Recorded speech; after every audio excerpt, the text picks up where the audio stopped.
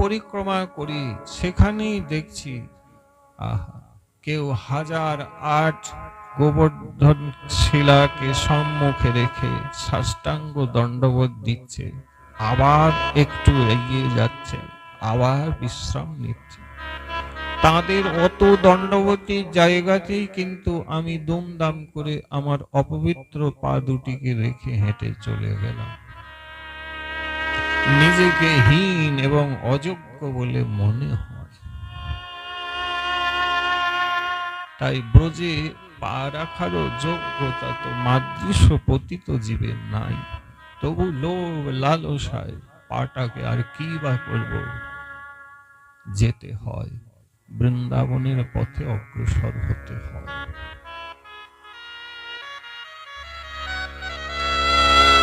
বাবা এই প্রকারে বলে দেহ রাখলেন। গতকাল যার কথা শুনলাম, যিনি স্বয়ং বলেছিলেন, দেখ, ভজন করলে, হরিনাম করলে মৃত্যুকেও কিছুদিনের জন্য ঠেকানো যায়, এবং সাধক যেদিন যখন মনে করবে ইচ্ছা মৃত্যুর মতন করে, সেদিনেই মৃত্যুকে বরণ করে নেয়। আপনি লক্ষ্য করে দেখুন, বাবা নিজেও কিন্তু ওই প্রকারে মৃত্যুকে আজ বরণ করলেন। আগেই বলে দিলেন এই প্রকারে যাব, সময় হয়ে গিয়েছে। কবির দাসজি বললেন, সাধুও যান, অসাধুও যান, তবে দুজনের যাওয়ার মধ্যে বিরাট ফারাক আছে। বলে কেমন ফারাক? বললেন, যেমন বিড়ালিনী এই শীতে তার বাচ্চাটিকে মুখে করে খাপচে ধরে গরম জায়গায় নিয়ে যায়, আবার ওই বিড়ালিনী খিদে পেয়েছে, ইঁদুরকে নিজের মুখে ঝাপটে খাপচে ধরে মেরে ফেলে। এই রকমই জানবে যে সাধু হয় সেই বিড়ালির মতন করে ভগবান আসেন, নিজের মুখগ্রহরে ধরেন ভক্তকে, আর গোলকে নিয়ে যান। আর যারা অসাধু বৃত্তিতে, ভজন নাই, সাধন নাই, অখাদ্য কুখাদ্য খাওয়া দাওয়া করতে অভ্যস্ত হয়ে জগতের নিকৃষ্ট হিয় প্রাণী রূপে থেকে যায়, তাদেরকে ভয়ঙ্কর কালরূপ সেই বিড়ালিনী ইঁদুর মারার মতন করে খাপচে ঝাপটে ধরে এবং মেরে দিয়ে সোজা নরকে পাঠিয়ে দেয়। মৃত্যু ভক্তের হয়, অনেকে বলেন মৃত্যু অভক্তের হয়। তফাৎটা কিন্তু মরে যাওয়ার পরে পাওয়া যায়। এক মরে গোলকে যায়, আর এক মরে নরকে পৌঁছে যায়। একটা সিঁড়ি দিয়ে যেমন তুমি ছাদে উঠতে পারো, আবার ওই সিঁড়ি দিয়েই যেমন আবার নিচে নেমে আসতে পারো, এই প্রকার ভজন করলে সিঁড়ি দিয়ে উঠে গোলকে যাওয়া যায়, আর কৃষ্ণ ভজন না করলে ওই সিঁড়ি দিয়ে নামিয়ে নরকে পাঠিয়ে দেয়।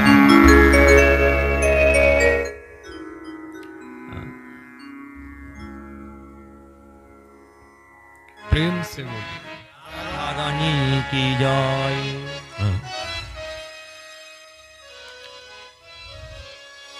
বলো জয় নিতাই।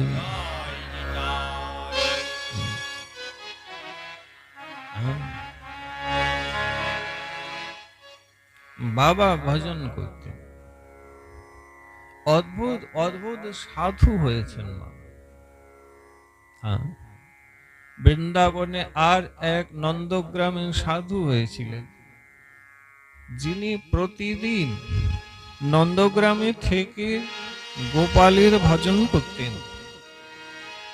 নিয়ম ছিল ওনার, প্রতিদিন নিজে যে ফুলের বাগান, সেখান থেকে ভোরবেলায় পুষ্প চয়ন করে নিজে হাতে মালা গেঁথে নন্দগ্রামের ওপরে গোপাল মন্দিরে গিয়ে গোসাইজির হাতে গাঁথা মালা দিয়ে বলতেন, এই মালাটি গোপালের গলায় পরিয়ে দিন।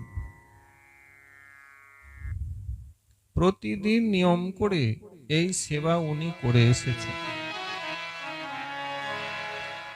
সেবা করতে করতে বাবার মনে বাসনা জেগেছে, এতদিন যার সেবা করলাম কই প্রত্যক্ষ তিনি তো আজও একবারের জন্য আমাকে দর্শন দিলেন না।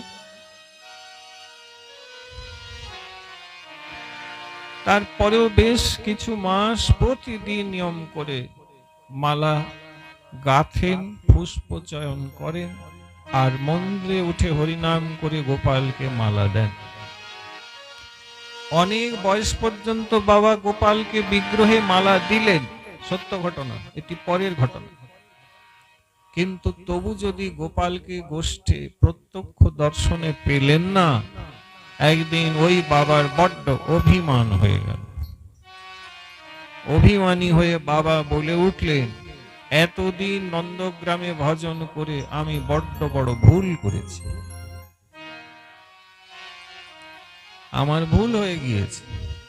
আমি যদি আমার ভুলটা ঠিক করে অল্প ভজন বর্ষানাতে রাধারানীর কাছে গিয়ে করতাম, তাহলে অল্প ভজনই বোধ করি আজ আমার শ্রীমতীর দর্শন অনেক আগেই হয়ে যেত। কৃষ্ণ বড় নিষ্ঠুর, কৃষ্ণ অনেক বিচার করেন, অনেক অপেক্ষা করান। আমি বৃদ্ধ হয়ে গেলাম, আজও তিনি আমাকে দর্শন দিলেন না। আমি আর নন্দগ্রামে থাকবো না। আগামীকাল প্রত্যুষে আমি নন্দগ্রাম ছেড়ে সব দিনের জন্য বর্ষানায় গিয়ে বর্ষানে বালি শ্রীমতী রাধারানীর ভজন করব। রাধারানীকে সিঁড়ি উঠে আমি মালা পরাবো। আমি এইখানে আর কাল থেকে থাকব।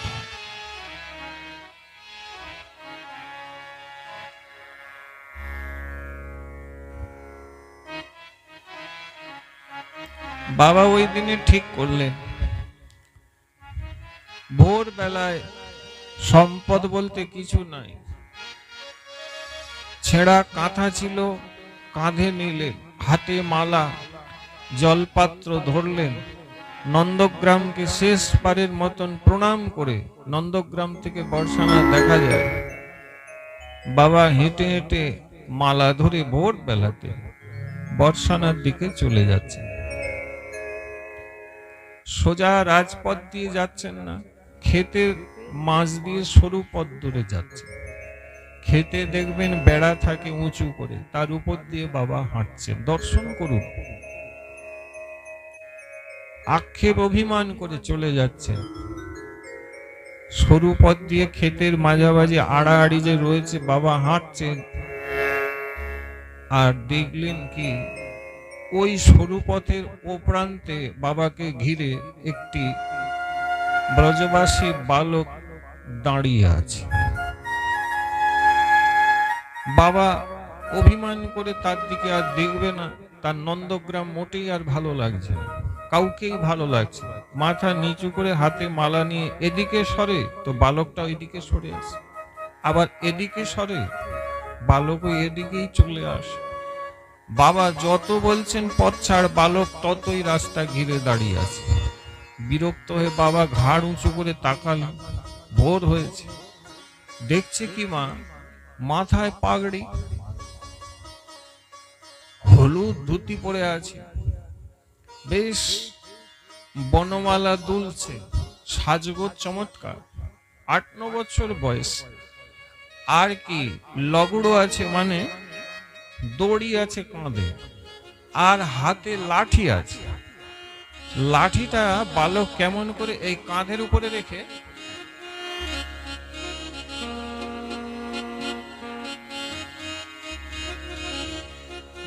এই প্রকার অপরূপ ছবি। বাবা চমকে গিয়ে তাকালেন, অনেকক্ষণ দেখে বিস্ময় প্রকাশ করে বললেন, হ্যাঁ রে লালা, তুই আমার রাস্তা ঘিরে নিচ্ছিস, বারবার যেতে দিচ্ছিস না, বদমাইশি করছিস কেন? ছাড় আমার রাস্তা, যেতে দে আমাকে। বলছেন, বাবা তোমাকে আমি এত সহজে এই নন্দগ্রাম ছেড়ে যেতে দেব না। বললে, তুই যেতে দিবি না? তুই আমার কে হস যে তুই যেতে দিবি না? আমার যেখানে মনে হয় আমি যাব, তুই আমাকে আটকাবি নাকি? বলে, আমি মনে করলে নিশ্চয়ই তোমাকে আটকাতে পারি। তোর নাম কি রে বলতো লালা? বলে, আমার নাম আমাকে অনেকে বলে নন্দ। নন্দ নন্দ মানে বলে আমি আসলে নন্দের ছেলে, তো ভালোবেসে অনেকে আবার আমাকে নন্দ বলে ডাকে। এমনিতে আমাকে কেউ গোপাল বলে। আহা, বাহ, নামটা তো খুব সুন্দর। যাক, তোর সাথে আর কথা বলে লাভ নেই, আমার দেরি হচ্ছে, আমাকে যেতে দে। ছেলেটা অমনি বলছে, কোথায় যাবি বাবা? বলে আমি বর্ষানা চলে যাচ্ছি। তো কেন, নন্দগ্রাম ভালো লাগেনি? বললেন না, নন্দগ্রাম মোটেই ভালো জায়গা নয়। কেন ভালো নয়? বলে এখানে ভজন করলেও সেই নন্দের ছেলেকে দেখা পাওয়া যায় না। বলে বাবা কি বলছিস রে তুই? দেখা পাওয়া যায় না মানে? অনেকে তো তাকে দেখেছে। বললে অনেকে তাকে দেখেছে, দেখুক, কিন্তু আমার ভাগ্যে এখনো তাকে পাওয়া হয়, আমি তাকে পাইনি, বুঝলি? বলে ঠিক বলছিস, তুই পাসনি? না রে, আমি পাইনি লালা। ঠিক বলছিস তো বাবা? আপনি বলেন বাবা ঠিক বলছে কি? বাবা কিন্তু ভুল বলছে মা, যে ছেলেটা দাঁড়িয়ে আছে, এই নন্দনন্দন, এই স্বয়ং ভগবান, এই রাধাপতি, এই ব্রজেন্দ্র নন্দন, এই গোপাল গোবিন্দ, এই শ্রীকৃষ্ণ ভগবান। কিন্তু না তিনি জানালে তাকে জানা যায় না, না তিনি নিজেই নিজেকে চেনালে তাকে চেনা যায়। ঈশ্বরের লেশ কৃপা হয়তো যাহারে, সেই ঈশ্বর দেখিলে তাকে বুঝিবারে পারে। যদি মহাপ্রভু না জানান আপনারে, তবে কার শক্তি আছে তারে জানিবারে পারে। তিনি জানালে জানতে পারবেন। বাবা দেখছেন, তবু জানতে পাচ্ছেন না যে এই হচ্ছে সেই নন্দনন্দন।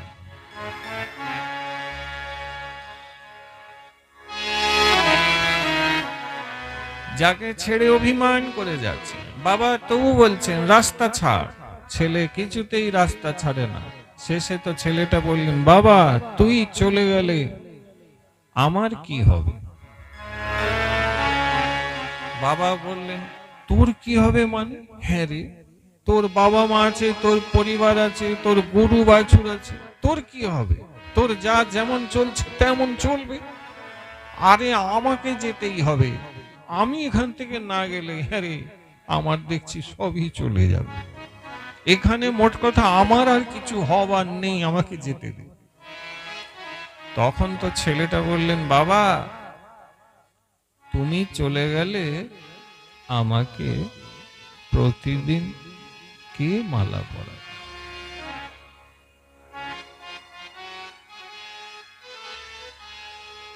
আমাকে কে মালা পরাবে? যেই বলেছেন কিনা বাবা চমকে উঠলেন। কেন?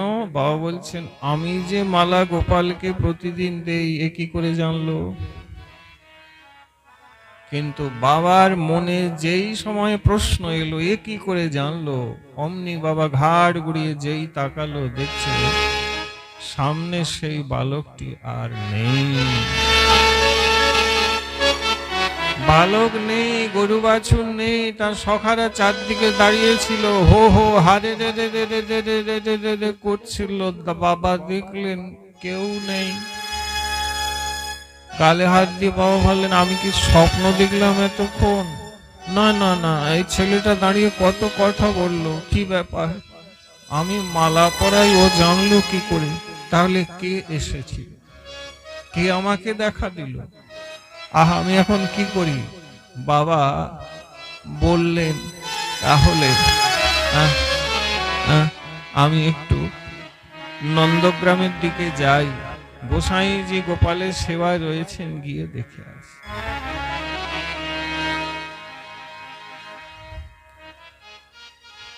বাবা ছুটলেন নন্দগ্রামের ওপর, মন্দিরে উঠলেন। আহা, পর্দা দেওয়া রয়েছে, পর্দা খুললে দর্শন হবে। সেবাইতে একটু পরে এসে যেই পর্দা সরালেন,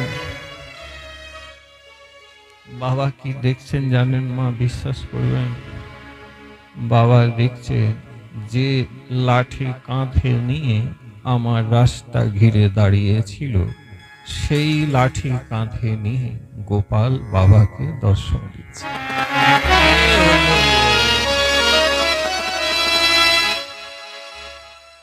বাবা লুটিয়ে পড়লেন, দণ্ডবত প্রণাম মুদ্রাতে বাবা পড়ে গেল। আক্ষেপ করলেন, নিদারুণ ক্রন্দন বিলাপ বাবা করতে লাগলেন। প্রভু কৃষ্ণ, প্রভু দয়াময়। আক্ষেপ করে বিলাপ কুসুমাঞ্জলি বাবা যখন অন্তর থেকে নিবেদন করে বললেন, প্রভু আমি তোমাকে ছেড়ে চলে যাচ্ছিলাম বলে তুমি মন্দির ছেড়ে নেমে আমাকে দর্শন দিলে, প্রভু তুমি আমাকে দর্শন দিলে। ভগবানও যেন বলছেন, হ্যাঁ তুমি চলে গেলে আমি কার হাতে মালা পরবো, তাই আমি নেমে তোমার পথ আটকেছি, আমাকে ছেড়ে যেও না, আমাকে ছেড়ে যেও না। প্রভু তুমি যদি এতই ভালোবাসো আমাকে, তাহলে এতদিন অপেক্ষা করালে কেন? বলে অপেক্ষা করলে কিছু বিশেষ পাওয়া যায়, তাই তোমাকে অপেক্ষা করিয়েছি। তবে তোমাকে অপেক্ষা করালেও আমি গোপাল তোমাকে কোনোদিন উপেক্ষা করিনি। যাবে যেদিনে যে মালা দিয়েছ সেদিনে সেই মালাই আমি পরেছি। তার প্রমাণ আজ মালা দাওনি, আমি কাঁধে লাঠি নিয়ে তোমাকে দর্শন দিয়ে জানিয়ে দিয়েছি। ভক্তটি আমার, আজকে কিন্তু সত্যি তুমি আমাকে এখনো মালা গেঁথে দাও। প্রভু যাই যাই এখনই মালা, দেরি হয়ে গেল, এই বলে আবার মালা গেঁথে গোপালজিকে পড়ালেন। বৃন্দাবনে রটে গেল, সাধু সমাজে সবাই জেনে গেল অমুক বাবাকে ভগবান সাক্ষাৎ দর্শন দিয়ে সিদ্ধ করেছে। বৃন্দাবনে কিছু বছর আগেও বাবা সিদ্ধের ছড়াছড়ি ছিল। এখন যেমন সাধকের গড়াগড়ি যাচ্ছে, আগে সিদ্ধের ছড়াছড়ি ছিল। আগে লোক ভজন এমনিতেই করত, এখন যেমন বললেও করে না, বললে বোঝালেও করে না। আমি যদি বলি মাগো মালা ধরো হরিনাম করো, বললে ভাবছি ভাবছি, কিন্তু সে মালা ধরে না। ভাগবত শাস্ত্রের পুঁথিতে লেখা আছে 5 বছর বয়স থেকেই মালা ধরে হরিনাম করো। এখানে 5 বছর বয়স তো শরীরের কারোর নেই, বয়স অনেক হয়ে গেল, তাহলে শাস্ত্রও বোধহয় আপনি মানেন না। মালা ধরলে সকল অনর্থের নীতি দূরীভূত হয়ে যাবে। মালা ধরে যে মনোকামনা করবে তা অবশ্যই পূর্ণ হয়ে যাবে। মালা করলে তোমার পরিবারের সকলের মঙ্গল এমনিতেই হবে, সব হবে। মোট কথা জেনেও আমরা কিন্তু আজও অনেকে হাতে মালা ধরে হরিনাম করতে পারলাম। নিত্যানন্দ প্রভুর বাণীটুকু ভুলে যাবেন না বন্ধু। নিতাই চাঁদ বলছেন, আমার করুণার ভান্ডারের কোনো কমতি নাই, আমি কলসে কলসে কৃপা করে দিয়ে যাব, কিন্তু শর্ত আছে। কোন শর্ত প্রভু? বলে তোমাকে বদন ভরে হরিনামটা করতে হবে। উনি বললেন, যারা নিয়ম করে হরিনাম গ্রহণ করেন তার জন্য নিতাই সব কিছু করতে রাজি আছে। কি কি করবেন? বলে যে হরিনাম করে তার পায়ে ধরে নিতাই চাঁদ প্রণাম করতেও রাজি আছে। হ্যাঁ। দিনান্তে যে একবার গৌর হরি বলে রে, নিত্যানন্দ প্রভু আনন্দে তার চরণ ধরে।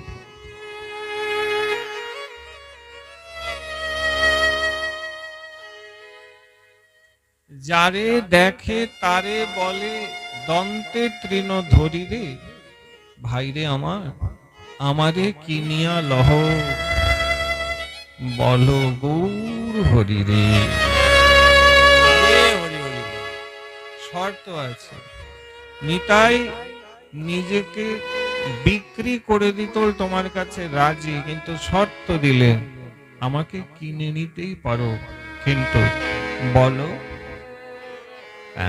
এই হরিনাম গৌর হরিনাম যদি বলে তবেই একমাত্র নিতাইকে আপনি কিনতে পারবেন।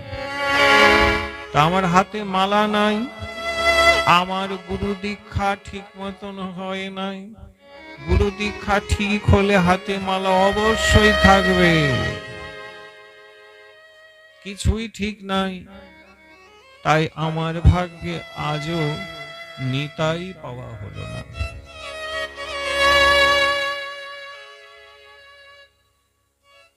গৌর পাওয়া হলো।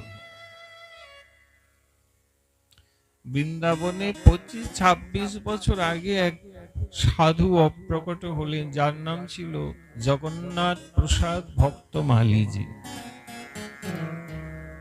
হ্যাঁ, যেমন সৌম্য মূরতি, যেমন মুখের হাসি, যেমন সকলের প্রতি অদ্ভুত দয়াময় ব্যবহার, সকলকে আকর্ষণ করে নেওয়ার যেমন তেনার অপরিসীম ক্ষমতা ভগবান দিয়েছিলেন, আর পুরো বৃন্দাবন সাধু সমাজ তেনাকে ভীষণ শ্রদ্ধা করতেন, ভালোবাসতেন। ওনার আসল নাম তো জানা যায় না, তো গুরুদেব নাম দিয়েছিলেন জগন্নাথ প্রসাদ ভক্তমালী। ভক্তমালী এই জন্য ভক্তের কথা ব্যাসপীঠে বসে প্রায় দিন বলতেন, এই জন্য ভক্ত মালী বলা হতো। এমন কোন সাধু নেই যেনারা ওনার বদনে ভক্ত কথা শ্রবণ করে না। এত সুন্দর হরি কথা বলতেন, সহজ সরল এবং কোনো জটিলতা ছাড়াই সুন্দরভাবে গ্রন্থের কথাগুলি টুকু বুঝিয়ে দিতেন, যে আশ্চর্য না হয়ে শ্রোত্রবৃন্দ থাকতে পারতেন না। বলে এমন ভগবানের কথার বক্তা তো আমরা এর আগে কোথাও কোনোদিন দেখিনি।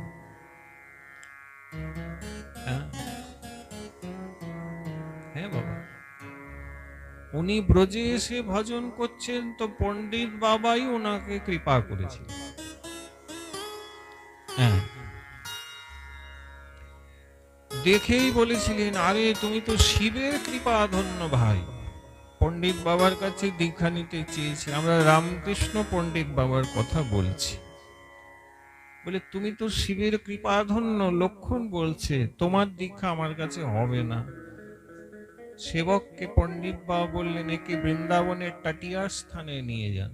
বৃন্দাবনে একটা জায়গা আছে, হরিদাসী ত্যাগী সম্প্রদায়ী ভজনানন্দী মহাত্মাদের, যার নাম হচ্ছে টাটিয়া স্থান। এরা গেছে টাটিয়া স্থান, প্রেম সে।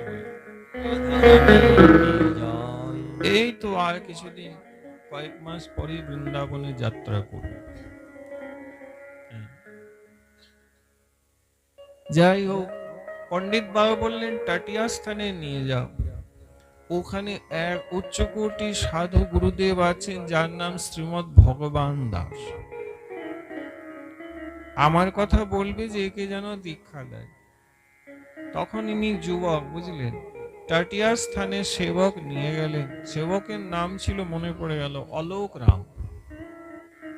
অলোক রামজি পণ্ডিত বাবার সেবা করতেন। হাত ধরে টাটিয়া স্থানে নিয়ে গেলেন। ভগবান দাস বাবা ভজন করছিলেন। পণ্ডিত বাবার কথা বললেন, একে আপনি দীক্ষা দিন, পণ্ডিত বাবা বলেছেন। ভগবান দাস বাবা পণ্ডিত বাবাকে খুব শ্রদ্ধা করতেন, আদেশ হয়েছে বুঝে ইনি বললেন দীক্ষা তো একে দেব, কিন্তু দীক্ষা কি করে দেব, দীক্ষার জন্য একে যোগ্য হতে হবে। বলে যোগ্যতার কি অভাব, আপনি বলে দিন, ও করবে।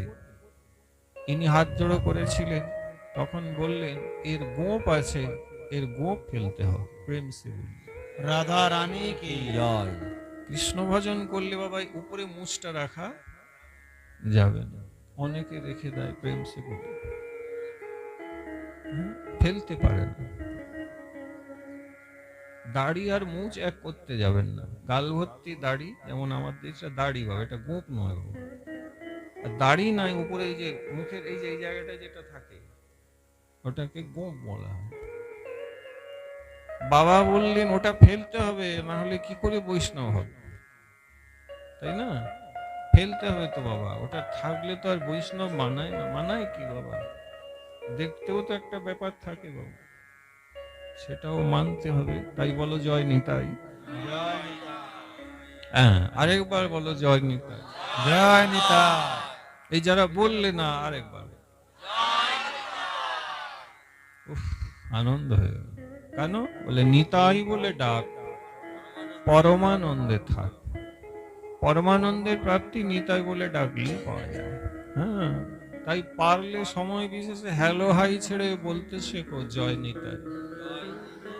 ফোন ধরে হ্যালো বলা ছাড়ো, ফোন ধরে বলো জয় নিতাই। চেষ্টা করো, কিছু তো পাল্টে নাও। দুনিয়া পাল্টে যাচ্ছে, আমরা আজও পাল্টালাম না। আগে 10 পয়সার দাম ছিল, এখন তো 10 পয়সা খুঁজে পাওয়া যায় না। দিনকাল এমন এসছে, পাল্টেছে, সব পাল্টে যাচ্ছে। দেখো সব পাল্টেছে, আমরা আজও পাল্টা না কেন? বলে ওই ছোট বয়স থেকে যে হ্যালো হাই করছি, বুড়ি হয়ে মরতে বসলাম, আজও ফোনে হ্যালো হাই করে যাচ্ছি। পাল্টালে ভালো হয়। বলতেই পারেন জয় নিতাই, জয় গৌ, বলতে পারেন জয় রাধে, বলবো না। বাচ্চাগুলো দেখছি হ্যালো হ্যালো করছে, অটোমেটিক শিখে এসছেন। দেখুন এইটুকুনি বাচ্চাকে আমার ধারণা আপনি হ্যালো বলতে শিখান নাই, পূর্ব জীবনের ব্যাপার। অথবা ঘরে ফোন নিয়ে বাবা মায়েরা হ্যালো হ্যালো করে, ও দেখে শিখে নিয়েছে। তাই মাইক টেস্টিং এ আর জয় নিতাই বলতে চাইছে না, হ্যালো হ্যালো করে যাচ্ছে। বাবা এই হ্যালো হ্যালো করতে সব গেল, অবস্থা হয়ে যাবে। তাই সব গেল এদের করবেন না, দোহাই আপনাদের। নিজেরা বলুন জয় নিতাই, সবাইকে বলান জয় নিতাই। হরি হরি হরি বল।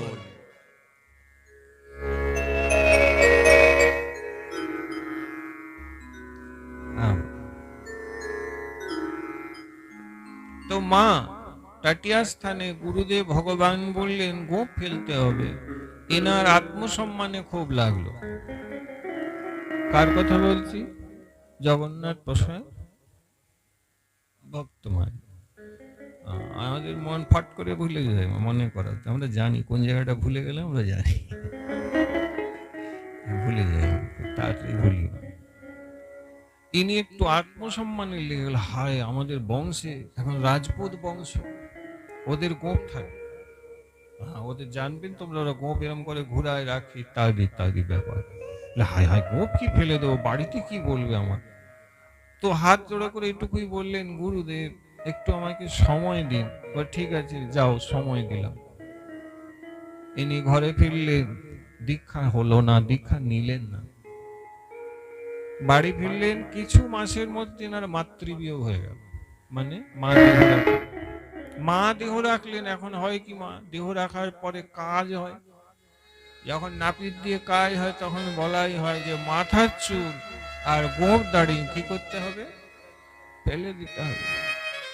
তো পণ্ডিত বাবার কৃপা হলো, উনি বলছেন নিজের জীবনীতে, কিছু বছর আগেও প্রকট ছিলেন, বললে পণ্ডিত বাবা আমাকে কৃপা করলেন।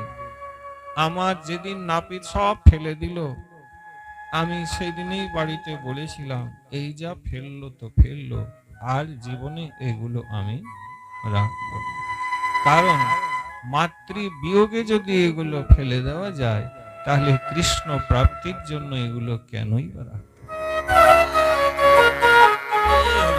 গুরুদেব যদি কৃষ্ণ দিবেন আর গুরু আজ্ঞা হয়েছে এটা ফেলতে হবে, তাহলে আমাকে এইটা সব দিনের জন্য ফেলে দিতে।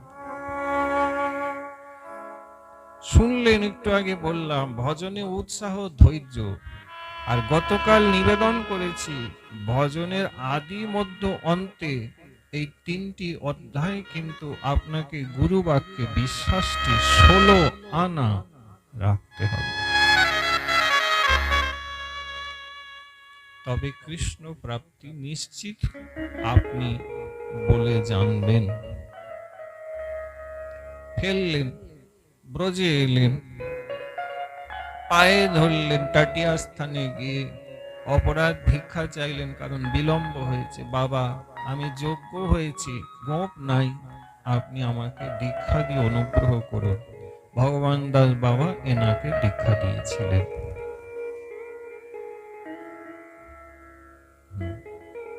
দীক্ষার পরে হলো শুরু শিক্ষা।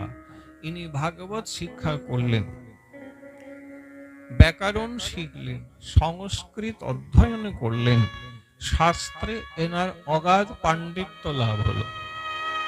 তারপরে গুরুদেবের আদেশ ছিল বৈষ্ণব সেবা করতে হবে তোমাকে। গুরুদেব, কি বৈষ্ণব সেবা আমি করব?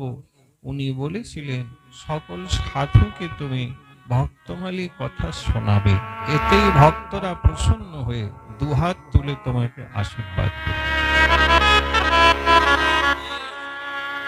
মা গো, সেবা কিন্তু এই অধম দিনাতীত দিন পতিত জীব কিন্তু আজ এইখানে এসে তোমাদের সকলের করছে। কেন করছেন? এই হরিকথার সেবা এই জন্য করাচ্ছেন গুরুদেব, যদি তোমরা এই অধম জ্ঞানে আমাকে আশীর্বাদ করো। করতেও তো পারো, যোগ্য অযোগ্য বুঝে হয়তো আশীর্বাদ করলে, তাহলে এটা আমার চলার পথে বড় পাওনা হয়ে যাবে। নির্ঘাত মৃত্যুকে আমি ঠেকাতে পারবো না। মৃত্যুর আগে নানান আদি ব্যাধি যে আসবে, তার যে যন্ত্রণা আমরা জানি, সেটাকেও বলি আমি ঠেকাতে পারবো না। তার আগে যে এখন হাঁটছি, চলছি, আসতে পারছি, যেতে পারছি, এর মধ্যে যে একটু হরি কথা প্রভু আমার বলিয়ে নিলেন, তার বিনিময়ে আশা করি তোমরাও আমাকে আশীর্বাদ দান হরি হরি বল। কারণ রূপ গোস্বামী পাদ বলেছেন, পাইলে সে দিবা আর দিলে সে পাইবা, এটা নিয়ম আছে। কিছু পেলে কিছু দিতে হয়, আবার কিছু দিলে আবার কিছু পাওয়াও যায়। হরি কথা দিলে আপনারাও বিনিময় আমাদেরকে আশীর্বাদ দান করবেন।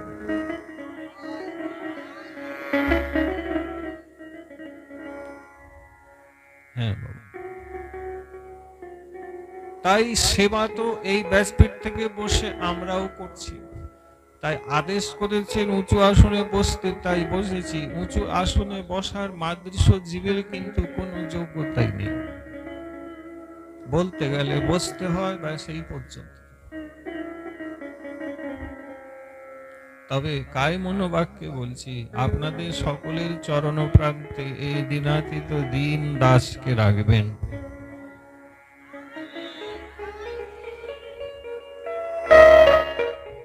মাগো, দীক্ষা হলো ভক্ত সেবার জন্য, সেই থেকেই ইনি ভক্তমালী পাঠ করে সবাইকে বৃন্দাবনে শোনান। এনার বৈশিষ্ট্য তো বলেছি, ব্যবহার যেমন, আচরণ তেমন, ভজন সাধনের নৈপুণ্যতাও তেমন। সকলের প্রিয়জন হয়ে উঠলেন। সবাই এনার বদনে হরি কথা শুনতে খুবই ভালোবাসতেন।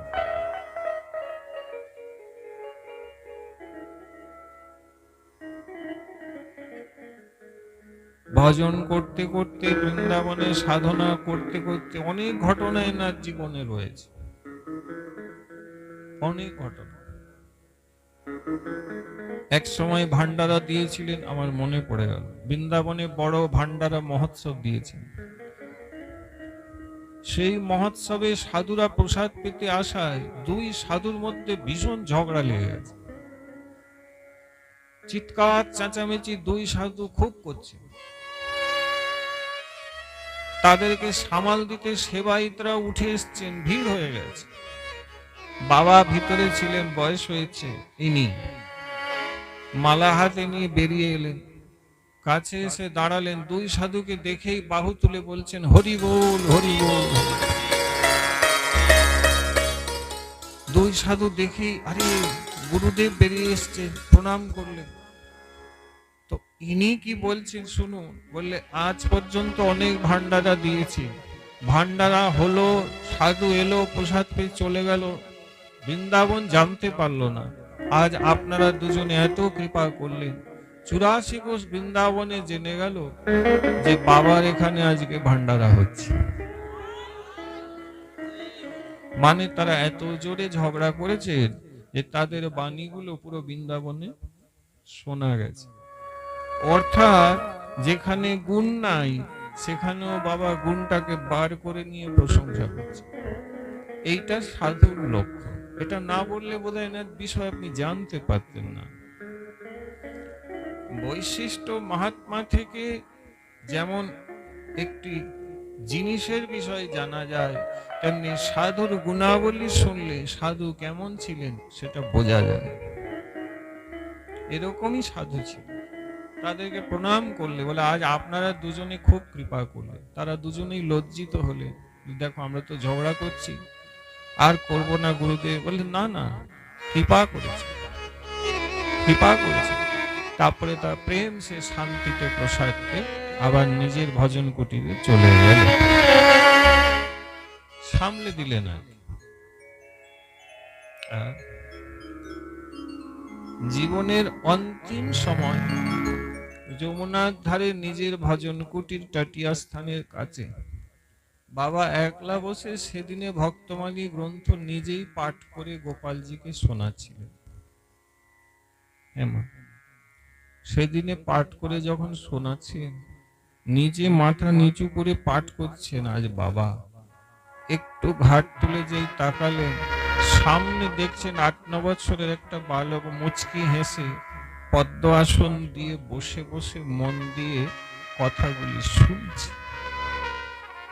এই বালকটিকে বাবা আগে কোনোদিন দেখে নাই। পাঠ থামিয়ে বাবা তার দিকে তাকাচ্ছিয়ে দেখছি অপূর্ব বালক, কার ছেলে, আগে তো কোনোদিন দেখিনি। অমনি বাবা জিজ্ঞাসা করলেন, হ্যাঁ রে লালা, তুই কে রে, তোকে তো আগে দেখিনি। বললে, বাবা আমি তো এখানে থাকিও না, আমাকে দেখবে কি করে। বলে, তাই তো বলছি, কোথায় থাকিস? বাবা আমি অক্রুর ঘাটে থাকি। যমুনার ধারে একটা ঘাট আছে যার নাম হচ্ছে অক্রুর ঘাট। কি মহিমা না, অক্রুরজি রামকৃষ্ণকে নিতে বৃন্দাবনে যবে এসেছিলেন, আর যদি নিয়ে যাচ্ছিলেন, তো যেই জায়গায় যমুনায় অক্রুরজি স্নান করে জলের ভিতরে রামকৃষ্ণকে দর্শন করেছিলেন, আবার রথেও দেখেছিলেন, সেই জায়গায় সেই ঘাটকে আজও অক্রুর ঘাট বলা হয়। আজও আছে। যমুনার ধারে ধারে অনেকগুলি ঘাট আছে। সক্ষরসের ভক্ত যারা বা দাস্য ভক্তি যারা করেন, তারা ওই ঘাটে স্নান করলে ভগবানের নিশ্চিত কৃপা লাভ করবে। মহিমা জেনে মোট কথা স্নান করতে হবে, তাহলে কৃপাটা খুব তাড়াতাড়ি। আর মহিমা না জেনে এদিক এদিক ডুব দিলে কৃপা পেতে বিলম্ব হবে।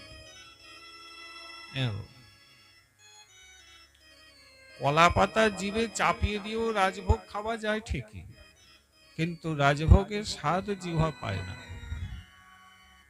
এই প্রকার জেনে শুনে ভজন করলে ভজনের স্বাদটাও পাবে, ভজনটাও হবে।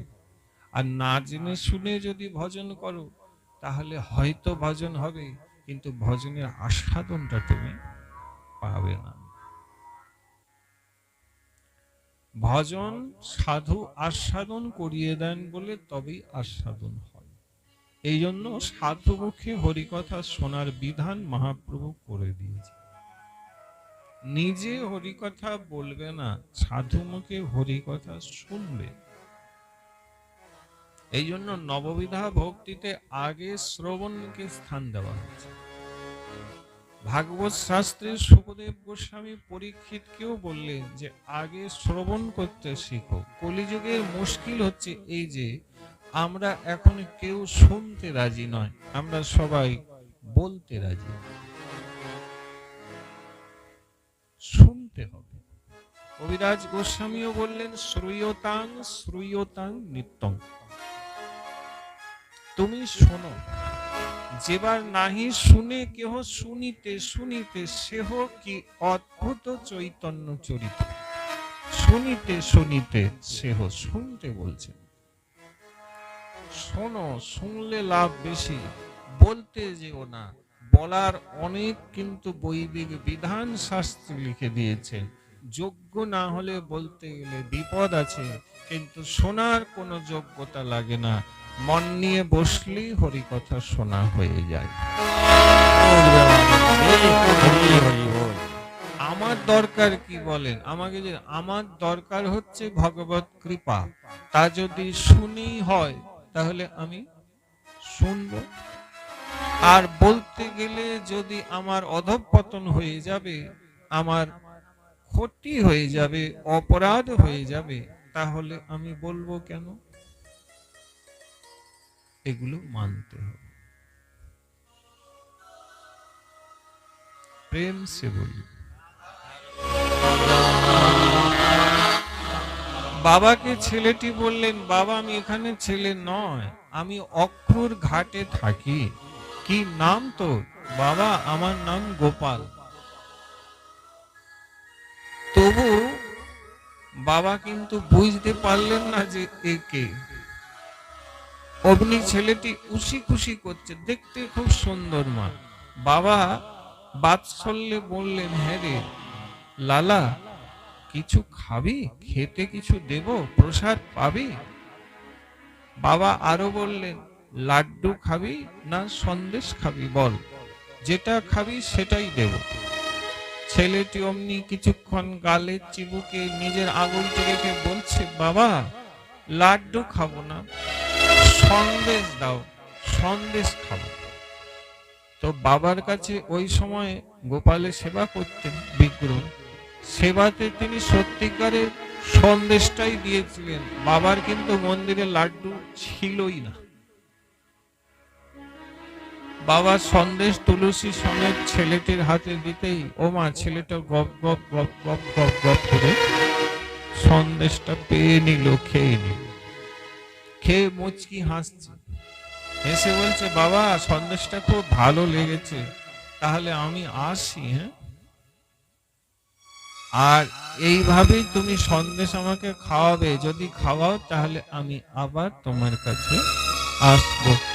এই বলে আহা, ছেলেটা যখন চলে যাচ্ছে বাবা হাঁ করে ছেলেটার দিকে তাকিয়ে আছে। আর বেরিয়ে যায় যখন, ঘাড় ঘুরে যখন তাকালো, বাবা চমকে উঠল। কেন? মনে হলো যেন তার ঠাকুরকেই তিনি দর্শন করলেন। ছুটে গেলেন বাবা। ছেলেটা গেল কোথায় দেখি তো, কি রহস্য। যেই কিনা বাবা সিঁড়ি থেকে মন্দিরের বাইরে নামলেন, দেখছেন ছেলেটা তো কোথাও নেই। বাইরে কিছু বাছুর নিয়ে এসেছিল বলেছিল, কোনো বাছুরও আর দেখা যাচ্ছে না। বাবার মনে সংশয় জাগলো, কোন ছেলে এসেছিল, কি ব্যাপার। ভাবলো, ওহো পরিচয় তো দিয়ে গেছে, অক্রুর ঘাটে থাকে, নাম গোপাল। তো কাল সকাল হলেই অক্রুর ঘাটে গিয়ে আমি খোঁজ নেব। আমার মনকে নাড়িয়ে দিয়েছে, আমার আর ওই ছেলে ছাড়া কাউকে ভালো লাগছে না। আমাকে কাল গিয়ে, রাত্রে বাবার ঘুম নাই, অস্থির লাগছে, অস্থিরতা বাবাকে চেপে ধরেছে। মাগো, ভোর হতে বাবা হাতে মালা নিয়ে অক্রুর ঘাটে এলেন। চারিদিকে সবাই যে জিজ্ঞাসা করছেন, বাবা এরকম ছোট একটা বালককে দেখেছো যার নাম গোপাল, অক্রুর এই ঘাটেই থাকে বলে। তখনকার তো অনেকটাই নির্জন, অনেকে জিজ্ঞাসা করেও বাবাকে কেউ এরকম বালকের সন্ধান দিতে পারল না। শেষে বাবা ক্লান্ত হয়ে অক্রুর ঘাটে যে মন্দির ছিল, বৃন্দাবনে তো জানো চারিদিকে গোপাল গোবিন্দের মন্দির, সেই মন্দিরে উঠলেন। সেখানকার সেবাই তার সঙ্গে বাবা বসে কথা বলছে, আরে আপনি জগন্নাথ প্রসাদ জি, আপনি এখানে এসেছেন? বললে হ্যাঁ, কারণ আছে, কালকে আমার কাছে এই ব্যাপার, এখান থেকে একটি ছেলে গোপাল অক্রুর ঘাটে থাকে বলল। সেবাই বলছেন, অক্রুর ঘাটে গোপাল বলতে এই মন্দিরে যে আমার ঠাকুর গোপাল আছে না? বললে হ্যাঁ, এই গোপাল ছাড়া অক্রুর ঘাটে আর দ্বিতীয় কোনো গোপাল তো নেই, কারণ আশেপাশে ঘরদুয়ার তো তেমন নেই। অক্রুর ঘাটি বলেছিলেন আপনাকে? বললে হ্যাঁ হ্যাঁ, অক্রুর ঘাট। বলে তারপরে ঘটনা বলুন। বলে তারপরে আর কিছু না, আমি বললাম লাড্ডু খাবি না সন্দেশ? সন্দেশ খেলো। যেই শুনলেন সন্দেশ খেয়েছে আপনার কাছে চেয়ে, বললে হ্যাঁ। মাগো, সেই অক্রুর ঘাটের সেবাহিত না, এই শুনে ছলো ছলো নেত্রে ভক্তমালী বাবার দুটি চরণকে জড়িয়ে ধরে কাঁদতে শুরু করল।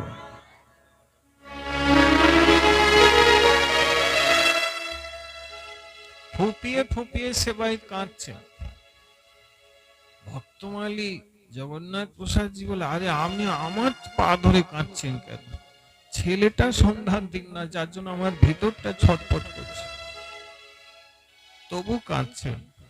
অনেক পরে উঠে হাত দুটি ধরে ভক্তমালী সেবাই বললেন, যে ছেলেকে খুঁজতে খুঁজতে আপনি আমার কাছে এসেছেন, সে ছেলেটা কে জানেন?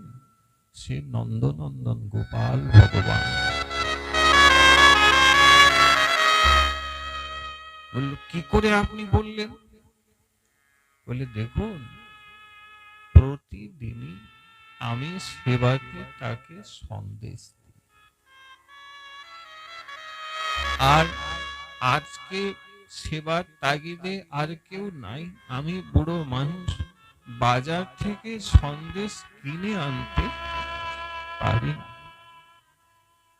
আমি সেবা করতে দেখলাম গোপালের বড় অভিমান হয়েছে, সন্দেশ দেওয়া হয়।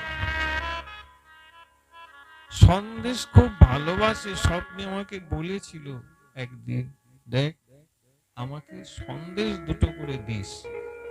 আজকে দিতে পারিনি, সেই অভিমানে মন্দির থেকে বেরিয়ে তোমার কাছে গিয়ে তোমাকে দর্শন দিয়ে তোমার কাছে সন্দেশ চেয়ে খেয়েছি।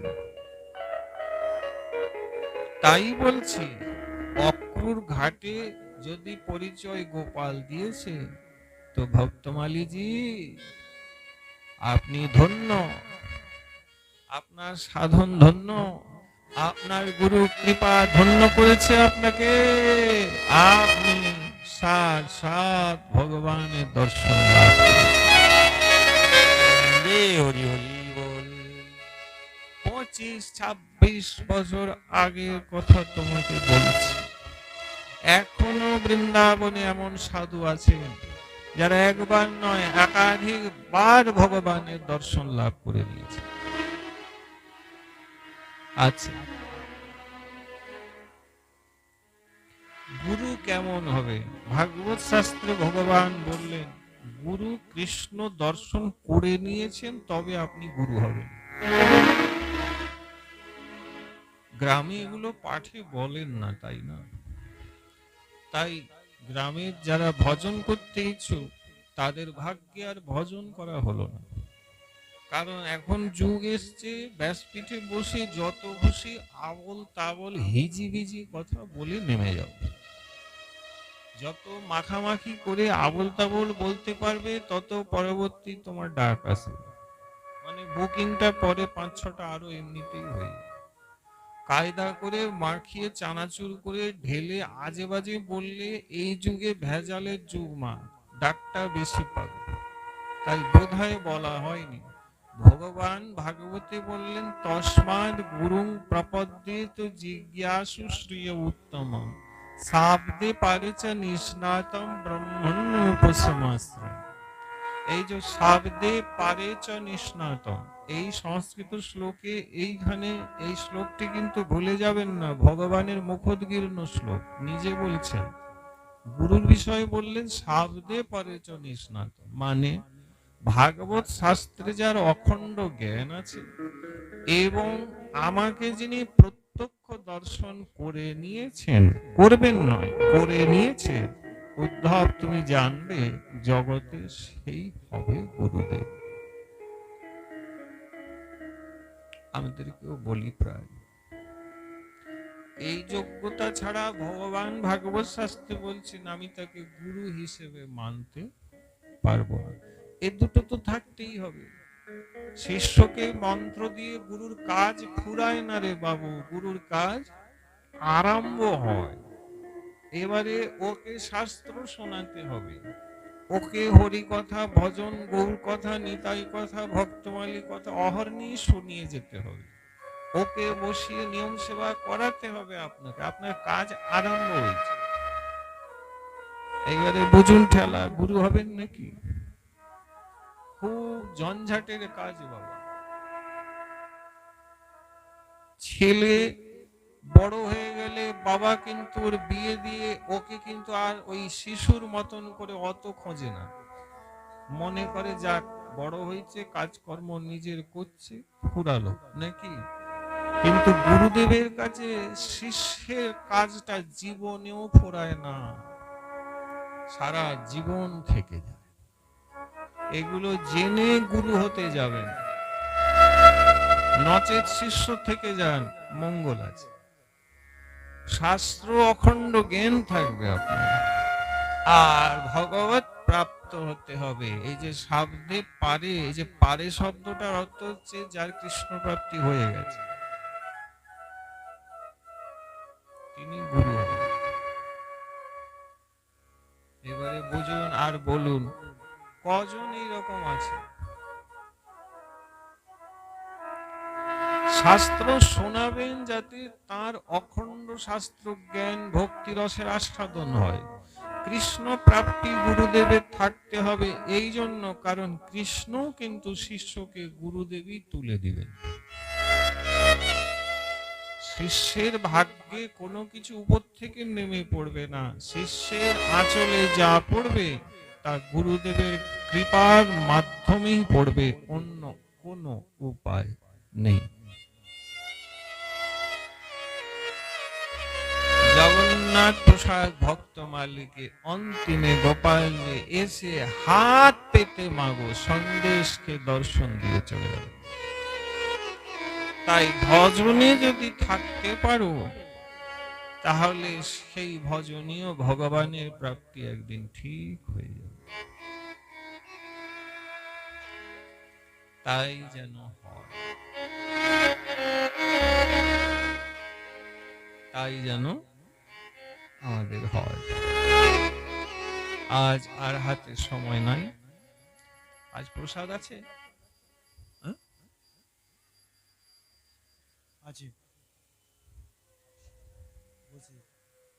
সবাই কৃপা করে প্রসাদ পাবেন। শীতের রাত্রি এমনিতেই অনেক রাত হয়ে গিয়েছে, কালকে একটু বেশি হয়ে গিয়েছিল, আজও 9টা ছেড়ে গিয়েছে, কাজে আর অগ্রসর হচ্ছি না। আপনারা প্রসাদ পাবেন, এক্ষণে পাঠের বিশ্রাম এবং আরতি হবেন।